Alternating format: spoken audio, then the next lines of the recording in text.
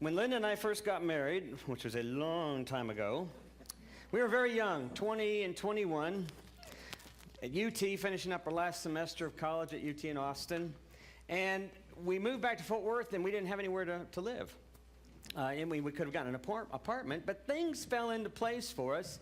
And our Aunt Ninny, our great Aunt Ninny, who was my mother's aunt, our Aunt Ninny, who was 92 at the time, needed someone to move into her house. She lived over off of Colonial Parkway on that little one of the side streets in a tiny little 1,400 square, 1,200 square foot house. It was one bedroom, one bathroom, and a front reading room. And her daughter, who was at the time 79, got remarried. So she had to move. She had to move out, and so we moved in. And Aunt Ninny, who was just this quirky individual, she was an English teacher. She taught at Days of Olive Elementary when it was a one school, kind of all grades, and over in the South Side. And she loved English, and she was just one of these sort of spunky little individuals. She wasn't but 4'11", if that. And she never drove. She walked. She was born in the late 1800s, 1890 something, and then never drove. Walked everywhere. So 3 times a week she would walk from where she lived to the bus stop at Park Hill and University, and then she would take it downtown.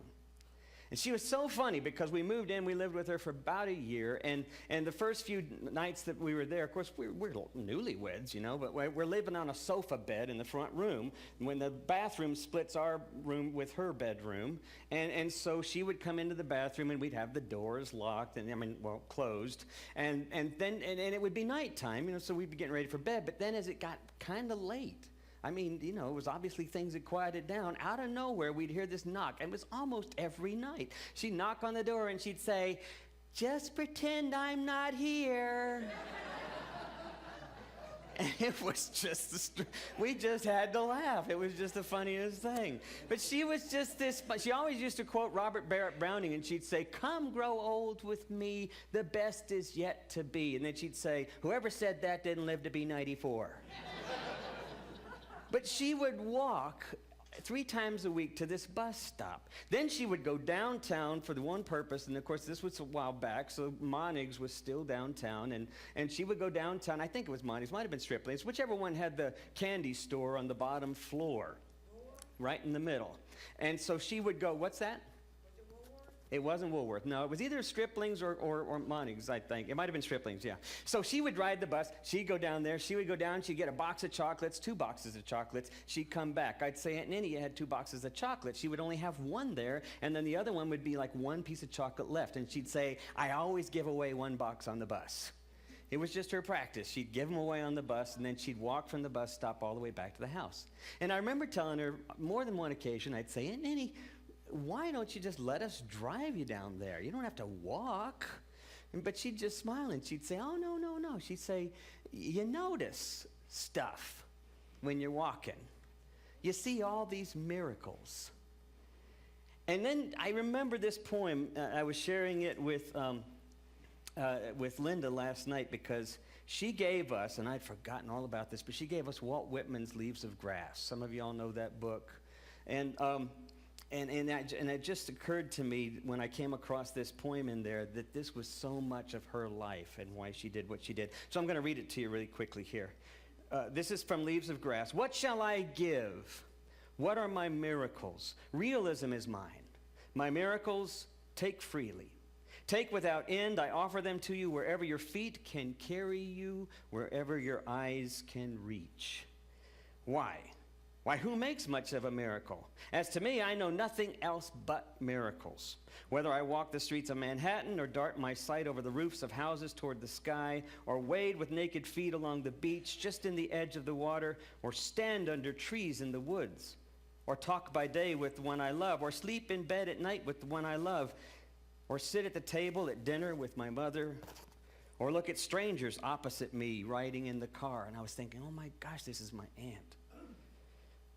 Or watching honeybees busy around the hive of a summer forenoon, or animals feeding in the fields, or birds, or the wonderfulness of insects, or the wonderfulness of the sundown, or the stars shining so quiet and bright, or the exquisite, delicate, thin curve of a new moon in spring, or whether I go among those I like best and that like me best, mechanics, boatmen, farmers, or among the savants, or to the soirée, or to the opera, or stand long while looking at the movements of machinery, or behold children at their play, or admire the sight of a perfect old man or a perfect old woman, or the sick in hospitals, or the dead carried to burial, or my own eyes and figure in the glass, these with the rest, one and all are to me miracles.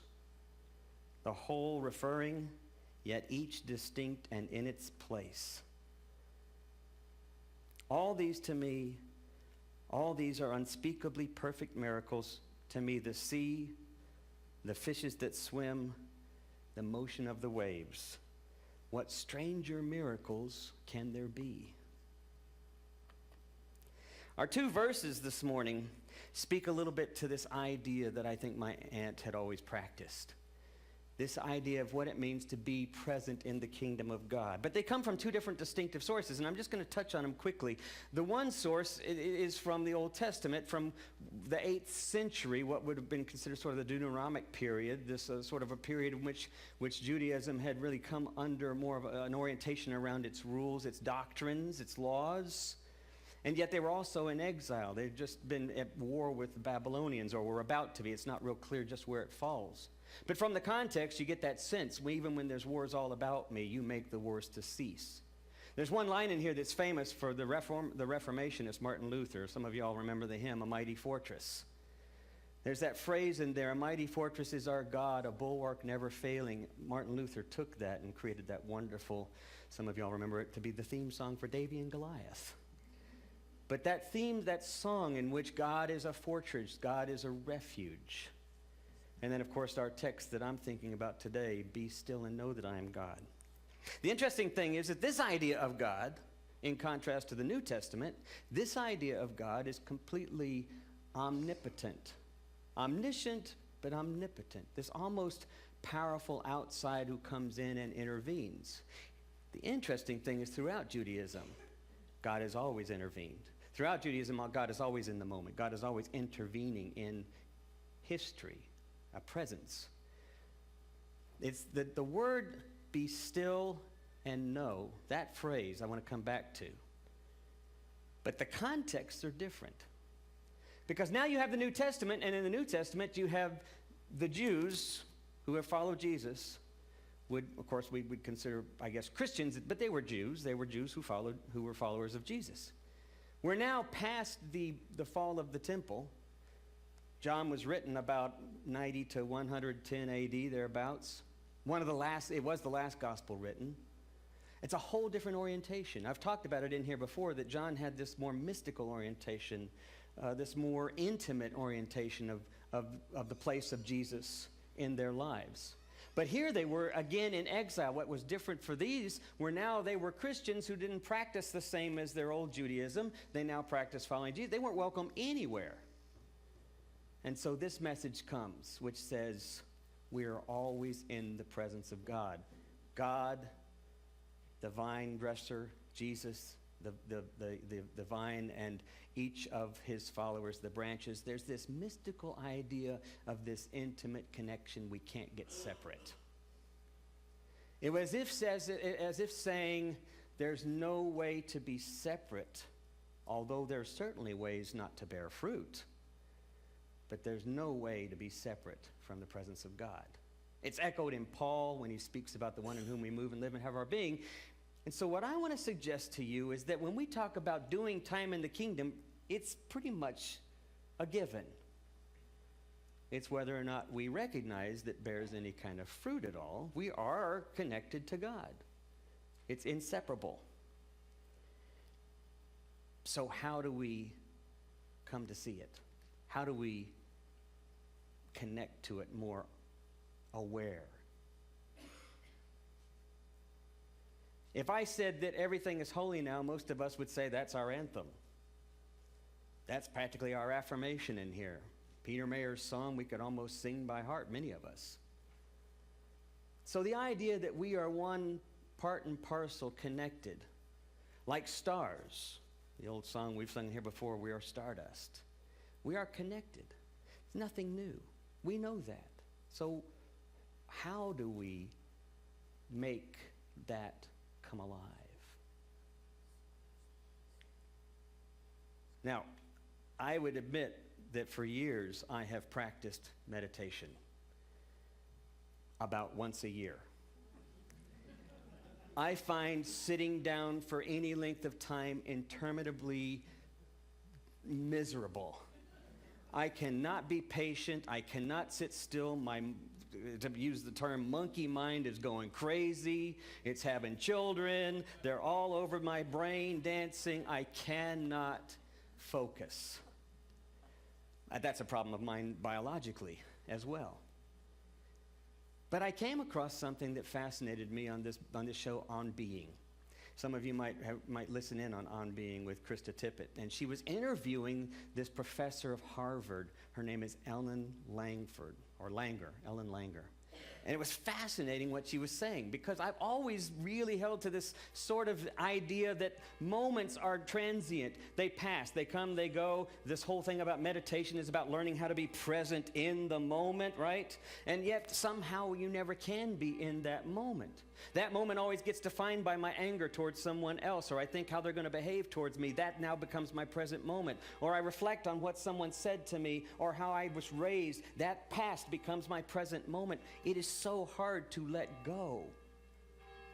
And then Ellen Langer said to her, she said, "That's great training, but in reality, all you need to do to be present is what my Aunt Ninny had been doing all along.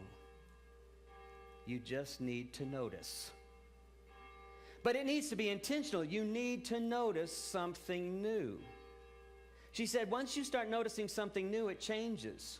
Creation becomes new. Relationships become new. She said, you go home this afternoon and you look at your spouse and you notice 5 things new, and all of a sudden, that's a different person.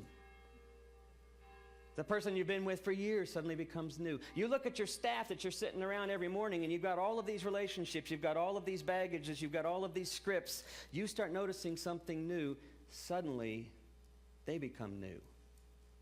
Notice something. It's such a simple and yet intentional act of saying yes to God's creation, of being willing to step out. It's not the only step. Next week, I want to speak to the other aspect of this, because the actual bearing of fruit metaphorically is really the one thing that Jesus has always said, which was loving your neighbor. And how we do that, we're going to have some fun thinking about that next week. But it starts with noticing. I think it's one thing to live by rules, and I think we try to do that. We try to be good. We try to be giving. We try to be helpful. We try to love one another. We try to see the best in one another. But if we truly concentrate on actually simply noticing something new, it will change the way we see things. That's the profound reality and the simple gift that we're given.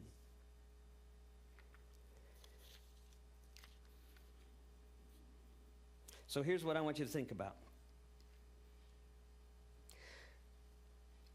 This week, I hope you'll come back next week.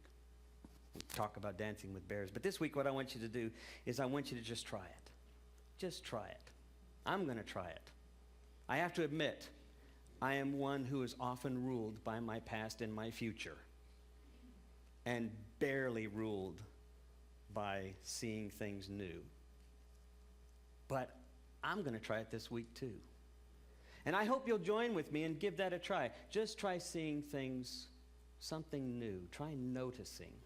The word, by the way, be still, it's interesting. The Hebrew word for it, what it means is to take note. And then a secondary meaning, because it's got all these meanings, but the secondary meaning, it's not like calm down. It's not that at all. It's take note. And the secondary meaning to that is as if to notate, as if to narrate, as if to share. It's as if we're literally looking for the stories in every moment. It's as if we're actually looking for the story behind what someone's doing. We're taking note. We're narrating with one another. The other aspect, to know, many of you already know, but the Hebrew word for that is relationship. It's a relational term. What we do makes a difference in one another's lives. taking note makes someone else's life more interesting. Not just to you, but to them too. Amen.